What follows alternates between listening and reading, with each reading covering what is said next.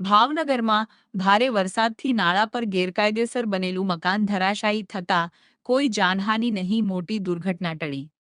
ભાવનગરના હાદાનગર વિસ્તારમાં આવેલા નાળા ઉપર મફતંગર તરીકે ઓળખાતા વિસ્તારમાં ભારે વરસાદના કારણે એક મકાન અચાનક ધરાશાયી થવાની ઘટના સામે આવી છે. આ મકાન વહેતા પાણીના નાળા ઉપર જોખમી રીતે બનાવવામાં આવ્યું હતું. સદનસીબે અકસ્માત સમયે મકાનની અંદર કોઈ પણ વ્યક્તિ હાજર ન હોવાને કારણે એક બહુ મોટી દુર્ઘટના ટળી હતી અને કોઈ જાનહાનિ નોંધાઈ નથી. જો કે આ ઘટનાને પગલે સ્થાનિક વહીવટી તંત્ર દ્વારા નાળા પર થયેલા આવા જોખમી અને ગેરકાયદેસર બાંધકામો સામે કડક પગલાં લેવામાં આવે તેવી લોકમાંગ ઉઠી છે.